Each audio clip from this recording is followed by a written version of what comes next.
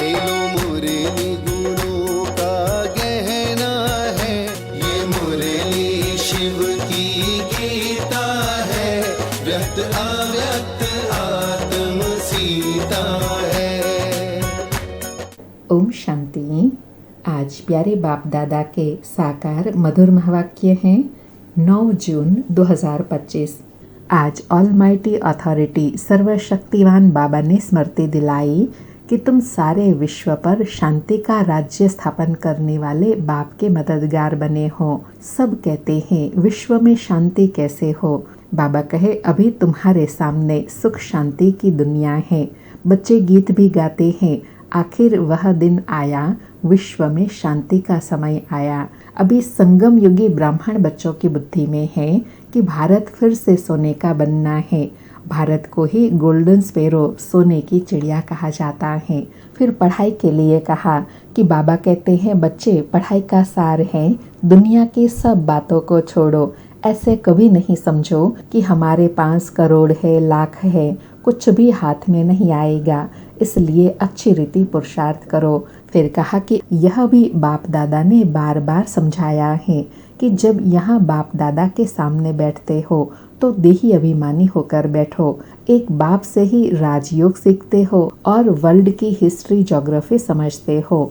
साथ में कहा कि तुम कितना ऊंच पढ़ते हो तो कितनी कापारी खुशी रहनी चाहिए, अथाह खुशी रहनी चाहिए।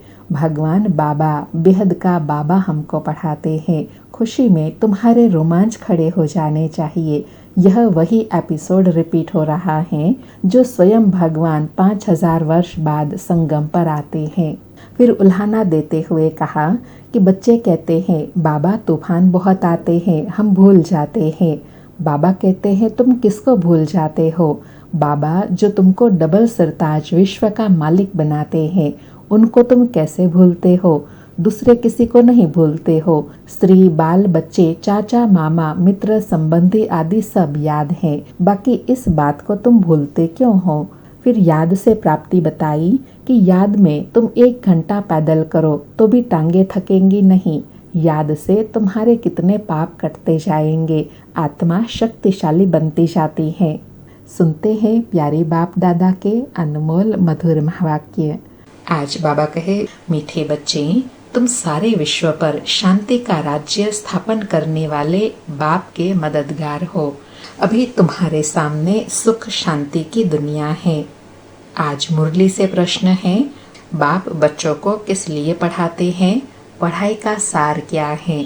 उत्तर में बाबा कहे बाप अपने बच्चों को स्वर्ग का प्रिंस, विश्व का मालिक बनाने के लिए पढ़ाते हैं।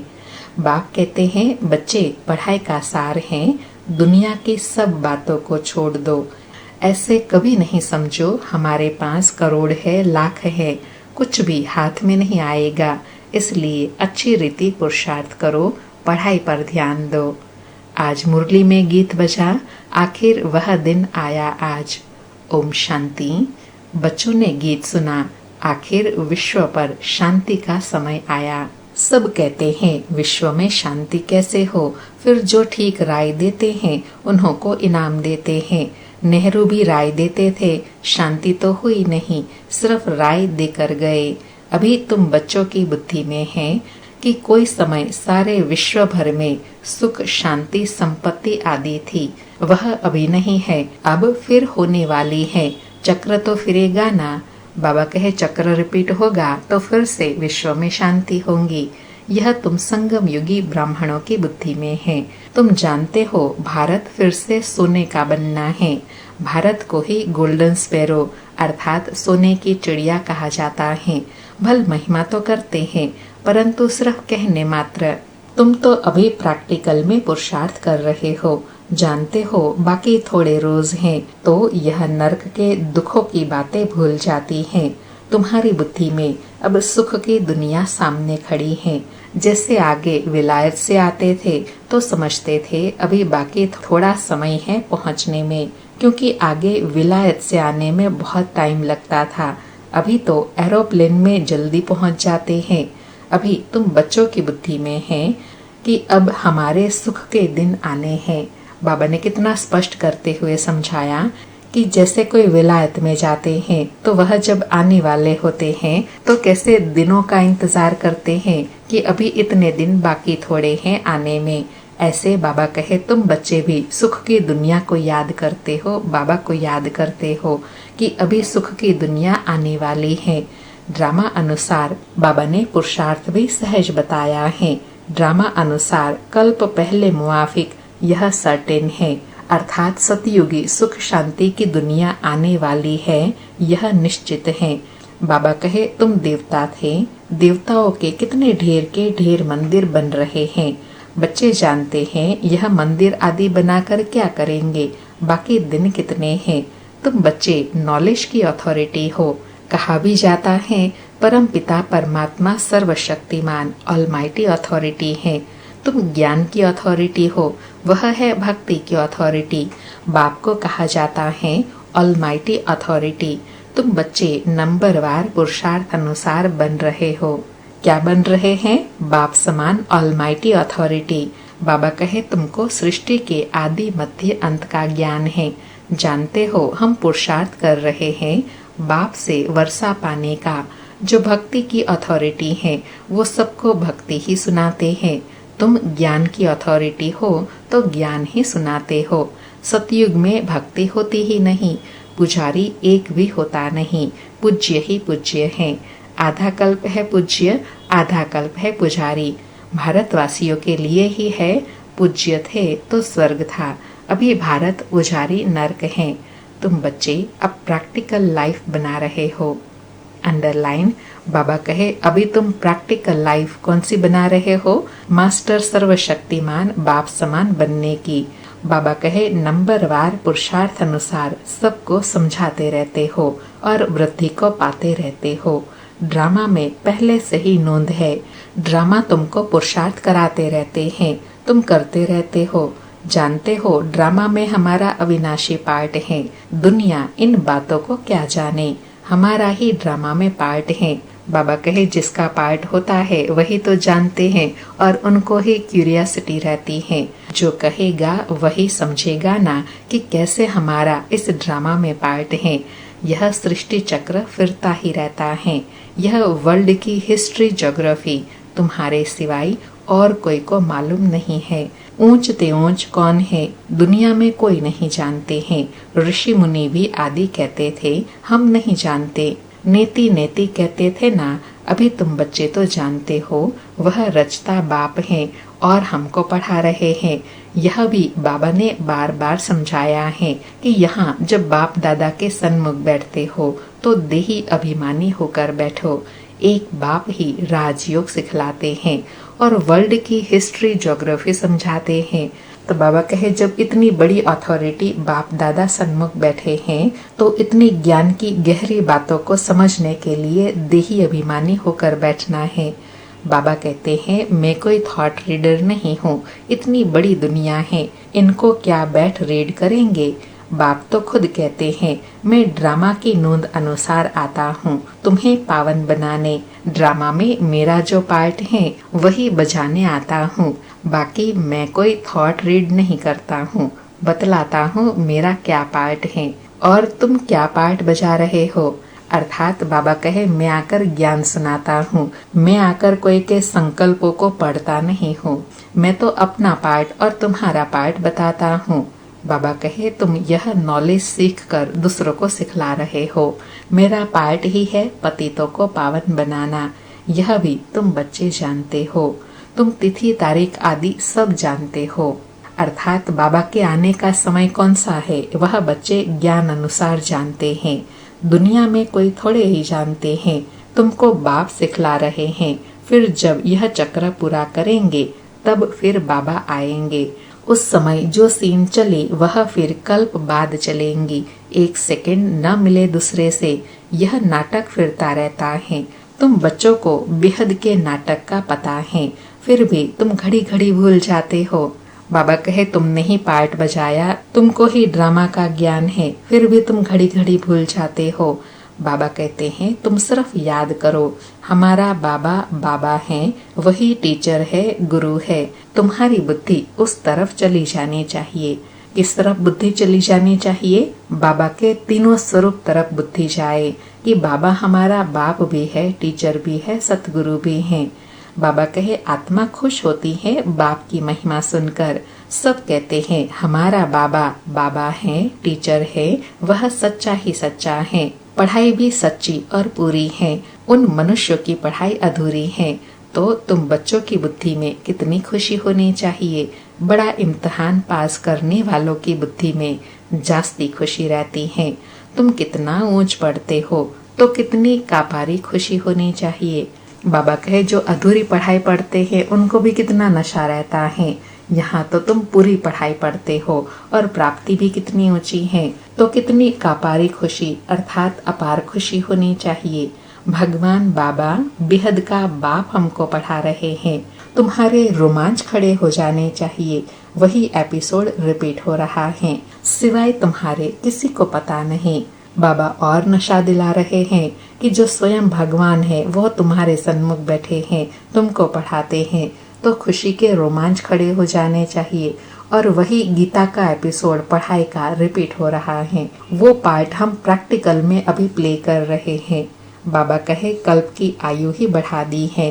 तुम्हारी बुद्धि में अब 5000 वर्ष की सारी स्टोरी चक्र खाती रहती है, जिसको ही स्वदर्शन चक्रधारी कहा जाता है।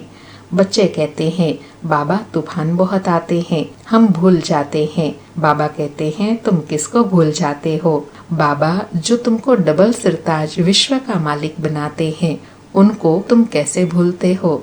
दूसरे किसी को नहीं भूलते हो। स्त्री, बाल, बच्चे, चाचा, मामा, मित्र, संबंधी आदि सब याद हैं। बाकी इस बात को तुम भूलते क्यों हो? बाबा उल्हाना दे रहे हैं। कहे मैं तुमको विश्व का मालिक डबल सिरताज बनाने आया हूँ, तुम मुझे भूल जाते हो और दुनिया के सभी संबंधों को याद करते हो। तो बाबा कहे तुम्हारी युद्ध इस याद में है, जितना हो सके याद करना है।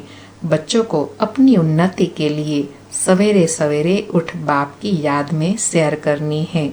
तुम छतों पर व बाहर ठंडी हवा में चले जाओ, यहाँ ही आकर बैठना कोई जरूरी नहीं है, बाहर भी जा सकते हो। सवेरे के टाइम कोई डर आदि की बात नहीं रहती है।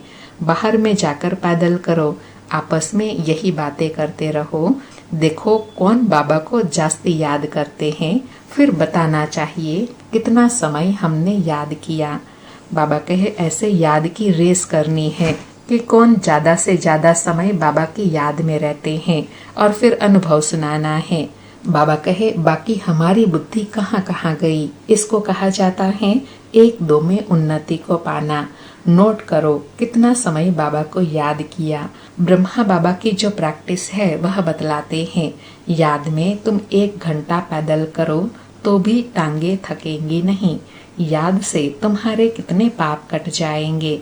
ब्रह्मा बाबा कहते मैं अपना अनुभव बताता हूँ कि तुम अगर याद में रहेंगे, पैदल करेंगे तो कभी तुमको थकावट नहीं होगी। बाबा कहे चक्र को तो तुम जानते हो, रात दिन तुमको यही बुद्धि में है कि हम अभी घर जाते हैं, पुरुषार्थ करते हो। कलयुगी मनुष्य को जरा भी पता नहीं है मुक्ति के लिए कितनी भक्ति करते हैं। अनेक मतें हैं, तुम ब्राह्मणों की है ही एक मत। जो ब्राह्मण बनते हैं उनकी है श्रीमत। तुम बाप की श्रीमत से देवता बनते हो, देवताओं की कोई श्रीमत नहीं है। श्रीमत अभी ही तुम ब्राह्मणों को मिलती है। भगवान है ही निराकार। बाबा कहे जो तुमको मत देने वाला बाबा है वह है निराकार, और उस निराकार की मत किनको मिलती है? ब्राह्मण बच्चों को, जो तुमको राजयोग सिखलाते हैं, जिससे तुम अपना राज्य भाग्य ले कितना ऊंच विश्व का मालिक बनते हो। भक्ति मार्ग में वेद शास्त्र आदि कितने ढेर के ढेर हैं, परंतु काम की सिर्फ एक गीता ही है। भगवान आकर राजयोग सिखलाते हैं, उनको ही गीता कहा जाता है। क्योंकि बाबा कहे राजयोग क्या है? पूरा प्रैक्टिकल जीवन का ज्ञान, यही गीता का ज्ञान है। बाबा कहे अभी तुम बाप से पढ़ते हो, जिससे स्वर्ग का राज्य पाते हो। जिसने पढ़ा उनसे लिया, ड्रामा में पार्ट है ना। ज्ञान सुनाने वाला ज्ञान सागर एक ही बाप है। वही ड्रामा प्लान अनुसार कलयुग के अंत, सतयुग के आदि के संगम पर ही आते हैं। कोई भी बात में मूंझो नहीं। बाप इसमें ब्रह्मा में आकर पढ़ाते हैं और कोई भी पढ़ा न सके। यह दादा ब्रह्मा भी आगे कोई से पढ़ा हुआ होता तो और भी बहुत उनसे पढ़े हुए होते। बाप तो कहते हैं इन गुरुओं आदि सबका उद्धार करने मैं आता हूँ। अभी तुम बच्चों की एम ऑब्जेक्ट सामने खड़ी हैं, हम यह बनते हैं। यह है ही नर से नारायण बनने की सत्य कथा। इनकी फिर भक्ति मार्ग में महिमा चलती है। बाबा कहे सच्ची सत्यनारायण की कथा कौन सी हुई? जिस कथा जिस ज्ञान से हम सत्य नर से नारायण बनते हैं, जिसका ही फिर भक्ति मार्ग में गायन चलता है। बाबा कहे भक्ति मार्ग की रस्म रिवाज चली आती है।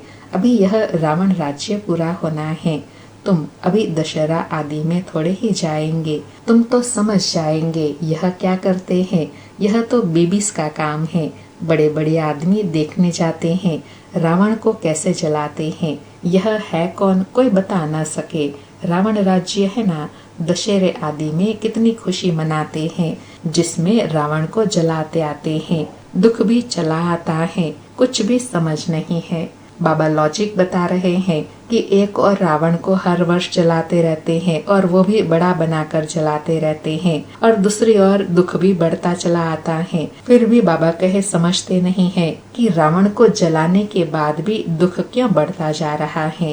बाबा कहे अभी तुम समझते हो, हम कितने बेसमझ थे। रावण बेसमझ बना देता है। अभी तुम कहते हो बाबा हम लक्ष्मी नारायण जरूर बनेंगे, हम कोई कम पुरुषार्थ थोड़े ही करेंगे। यह एक ही स्कूल है, पढ़ाई बहुत सहज है। बूढ़ी बूढ़ी माताएं और कुछ याद नहीं कर सकती तो सिर्फ बाप को याद करे। मुख से हे राम कहते हैं ना। बाबा यह बहुत सहज रास्ता बताते हैं। तुम आत्मा हो, परमात्मा बाप को याद करो तो तुम्हारा बेड़ा पार हो जाएगा। कहाँ चले जाएंगे? शांति धाम, सुख धाम। बाबा कहे अगर और कुछ ज्यादा नहीं समझते तो इतना ही समझ जाए और याद करे तो भी बेड़ा पार हो जाएगा। बाबा कहे और सब कुछ भूल जाओ। जो कुछ सुना है, पढ़ा है, वह सब भूल कर अपने को आत्मा समझ बाप को याद करो तो बाप से वर्षा जरूर मिलेगा। बाप की याद से ही पाप कट जाते हैं। कितना सहज है। कहते भी हैं भ्रकुटी के बीच में चमकता है अजब सितारा। तो जरूर इतनी छोटी आत्मा होंगी ना। डॉक्टर लोग बहुत कोशिश करते हैं आत्मा को देखने की, परंतु वह बहुत सूक्ष्म है, हठ आदि से कोई देख न सके। बाप भी ऐसे ही बिंदी हैं। कहते हैं जैसे तुम साधारण हो, हम भी साधारण बन तुमको पढ़ाता हूँ। बाबा कहे जैसे तुम्हारा ओरिजिनल स्वरूप है, वैसा ही ओरिजिनल स्वरूप मेरा है। तुम साधारण हो तो मैं भी तुमको साधारण रूप में पढ़ाने आता हूँ। किसी को क्या पता कि इन्हों को भगवान कैसे पढ़ाते होंगे। श्री कृष्ण पढ़ाते तो सारे अमेरिका, जापान आदि सब तरफ से आ जाए। उनमें कितनी कशिश है। बाबा कहे श्री कृष्ण के चोले में अगर आकर समझाऊं तो सब तरफ से आ जाए। लेकिन बाबा कहे मुझे तो पतितों को पावन बनाना है, तो जरूर पतित शरीर में आना होगा ना। बाबा कहे श्री कृष्ण के साथ प्यार तो सबका है ना। अभी तो तुम बच्चे जानते हो, हम सो बन रहे हैं। श्री कृष्ण है प्रिंस, उन्हें गोद में लेना चाहते हैं तो पुरुषार्थ करना पड़े, कोई बड़ी बात नहीं है।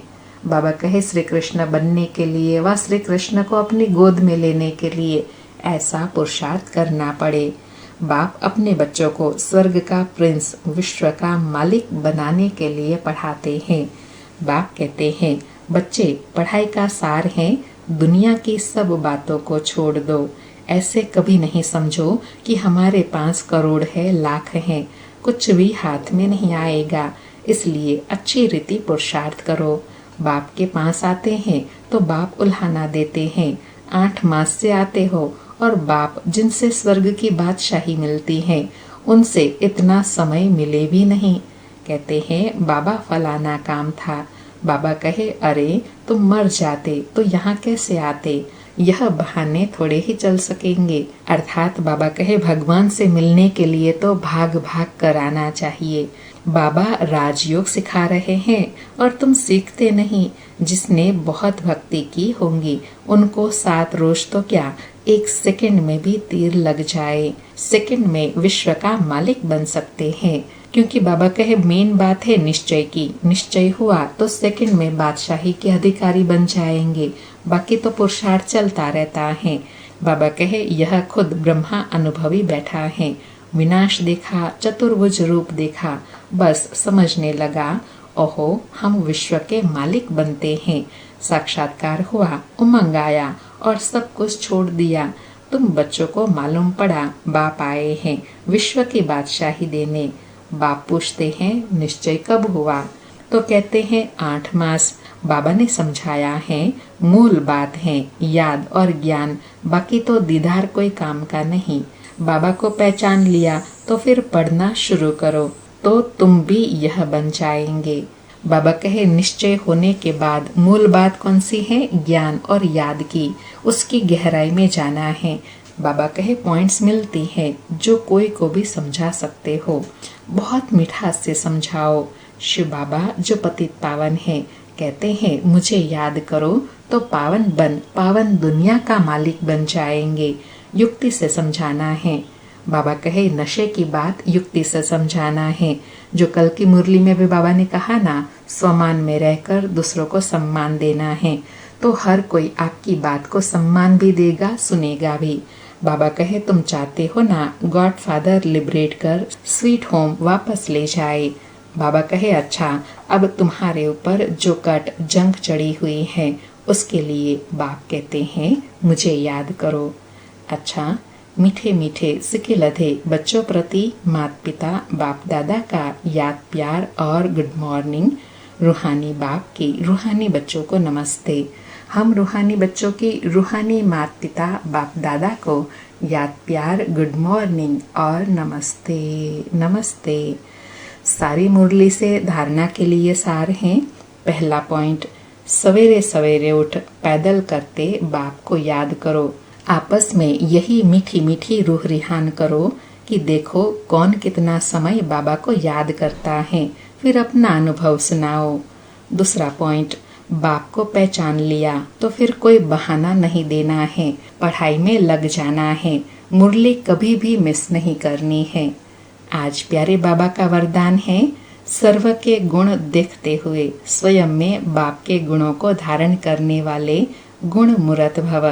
सर्व के गुण देखते हुए स्वयं में बाप के गुणों को धारण करने वाले गुण मूर्त भव। स्पष्टीकरण है संगम युग पर जो बच्चे गुणों की माला धारण करते हैं वही विजय माला में आते हैं।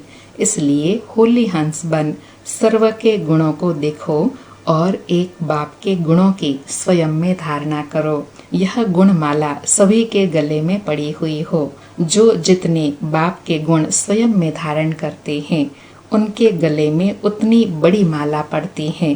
गुण माला को सिमरण करने से स्वयं भी गुण मूर्त बन जाते हैं। इसी की यादगार में देवताओं और शक्तियों के गले में माला दिखाते हैं। आज बाबा ने माला का आध्यात्मिक रहस्य बताया कि जो देवी देवताओं के गले में माला पड़ी है वह पहनाते हैं। यह किसका यादगार है? दिव्य गुणों की धारणा का। स्वयं के भी गुण देखो, बाबा के गुणों को धारण करो और दूसरों में गुण देखो, तब गुणमाला गले का हार बन जाएंगी। आज का स्लोगन है साक्षीपन की स्थिति ही यथार्थ निर्णय का तखत है। साक्षीपन की स्थिति ही यथार्थ निर्णय का तखत है। आज के अव्यक्त इशारे हैं आत्मिक स्थिति में रहने का अभ्यास करो, अंतर्मुखी बनो। आज का अभ्यास है अंतर्मुखी होकर कार्य करने से विघ्नों से व्यर्थ संकल्पों से बच जाएंगे और समय भी बहुत बच जाएगा। जो अंतर्मुखी रहते हैं उनमें स्मृति की समर्थि भी आ जाती है और आत्मा रूपी नेत्र पावरफुल बनता जाता है, जिससे यदि कोई भी विघ्न आने वाला होगा तो यह महसूसता आएगी कि आज कोई पेपर होने वाला है, और जितना पहले से महसूस पड़ जाएगा तो होशियार होने के कारण सफलता पा लेंगे। बाबा कहे जितना अंतर्मुखी होंगे तो हर प्रकार के विघ्नों से, व्यर्थ संकल्पों से, व्यर्थ बातों से बच जाएंगे, क्योंकि बाबा कहे अंतर्मुखी रहने से हर संकल्प में समर्थी आती है, शक्ति आती है। और वो शक्ति क्या करती है? आत्मा के नेत्र को, जिसको तीसरा नेत्र बोलते हैं, उसको पावरफुल बनाता है और उस नेत्र से आने वाली हर बात को एकदम स्पष्ट अनुभव करते हैं, जिस शक्ति के आधार से हर कार्य में सफलता प्राप्त करते जाएंगे। अच्छा, ओम शांति। शुक्रिया बाबा, शुक्रिया।